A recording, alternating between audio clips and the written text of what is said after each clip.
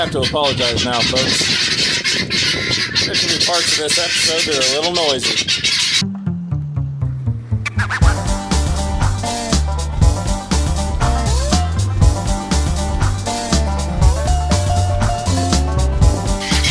I woke up this morning. Birds were making an awful ruckus, and it wasn't because I was out here. Turns out, it's gotten cold enough in Indiana to freeze and bust their watering. You can see right here, it's taking the end off my PVC cap. Pipe has some chicken nipples in it, and it is fed by that black hose that runs all the way up to that rain barrel. First thing we're going to do is get this taken off so we can work on it. Just held on by a little baling wire.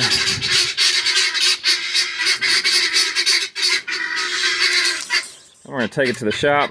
We're going to replace that with a clean out. We're going to put the threaded end of the nipple back into this side this time. Now we got to get this end off so we can take it in the shop and work on this where it's a little quieter.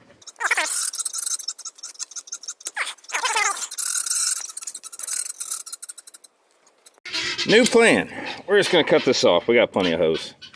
And we can get it in the shop, split it, get everything put back together. Then it's time to put heat in it so that this doesn't happen again. Okay, we've got you in the shop here. Off camera, I got the rubber cut off of this pipe nipple. Barbed pipe nipple, I guess. Now, we're going to drill a hole so we can get this threaded in there.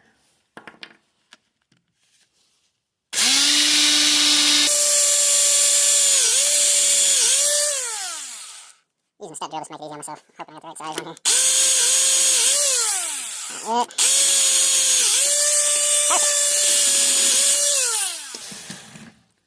Alright.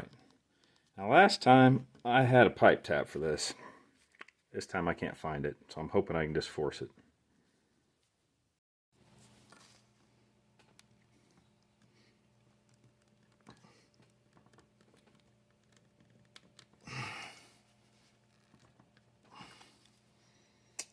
Probably ought to find that tap. Alright, still can't find it, so we're going with option number 3. Heating it up and seeing if we can get it forced in there. A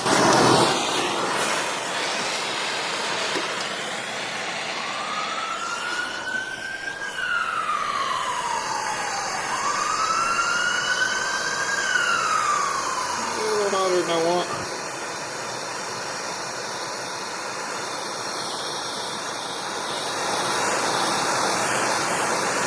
Don't forget to do this outside or with the respirator.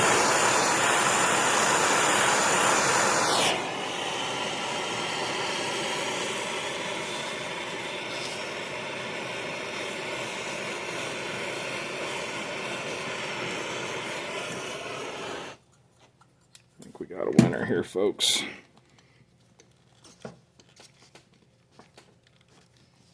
We'll let that cool off, see if we can get it back out. We'll put a little glue on it and call it a good one. Okay, so other than burning it, that worked out well enough. We'll put a little glue on it, get this thing put in there, get back to our project.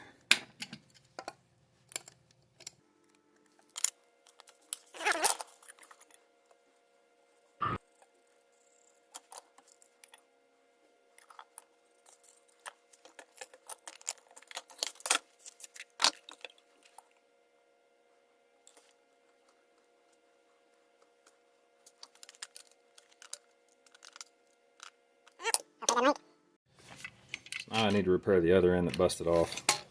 Use this set of PVC cutters. Lop that off of there real quick. I say real quick. You never know what's going to happen. It's old. It's brittle. It probably still will. Now we got to glue this on.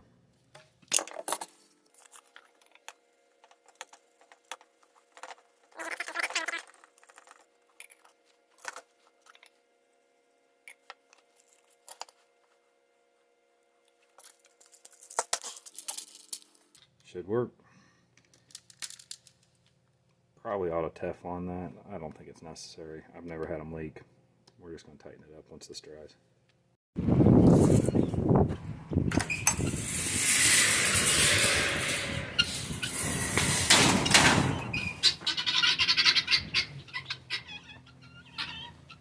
How you doing, baby?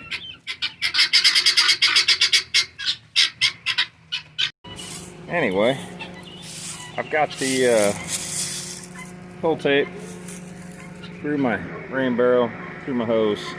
I'm gonna try to start pulling this down.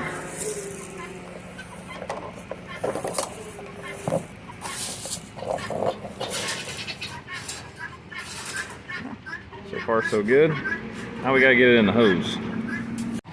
As you can see, we've got the cable through now. And if you listen in the background, you can hear the power company cut the tree line. Got a time lapse on that. Maybe we'll get to see that later too.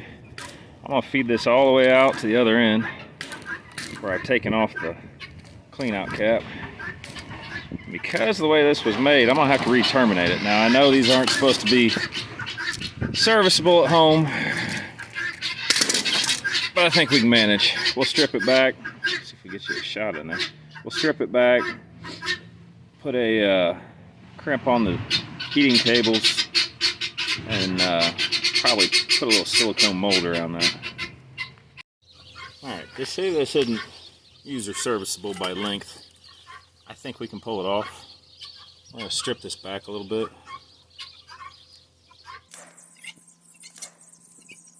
I'm not using a good tool for this, but bear with me. Alright, so you've got some ground shielding. We'll worry about that in a minute. And this is that heating wire. I can't remember the name of it right off the top of my head. We're going to strip that back just ever so slightly to expose the wire itself.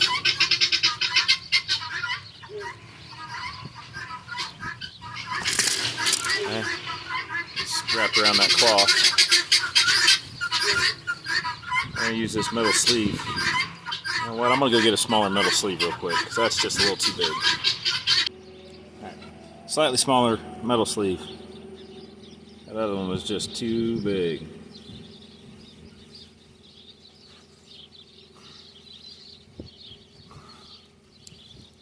Got that crimped on pretty good. Doesn't feel like it's coming off.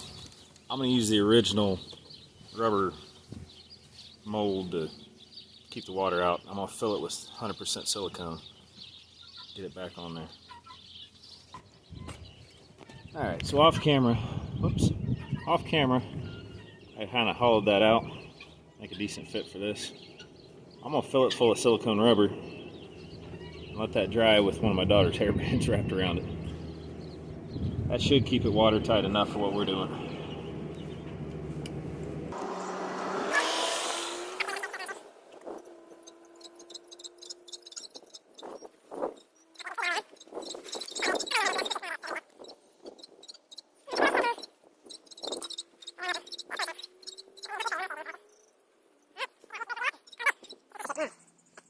Alright, stick it out here so the birds don't get at it.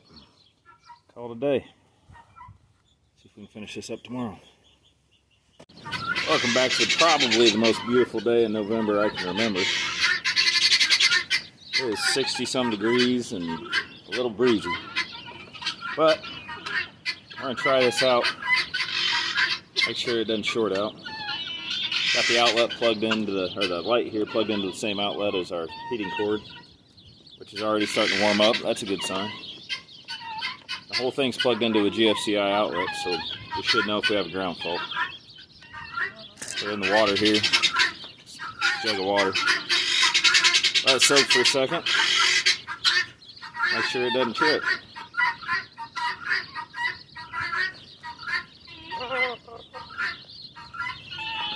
Get nice and warm. I think we're going to win on this one.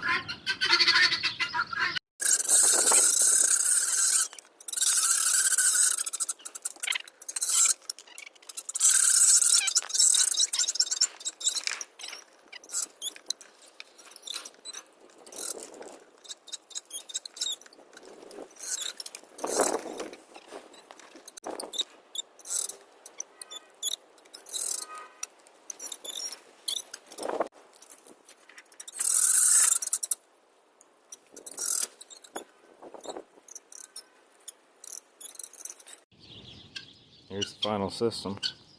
All connected up. Went ahead and moved the water barrel a little closer. just so I had a little more room to move behind the chicken coop. One of these days we're going to clear out the space behind it. There's an old barn there. I'm going to put a basketball goal and a batting cage for the boys.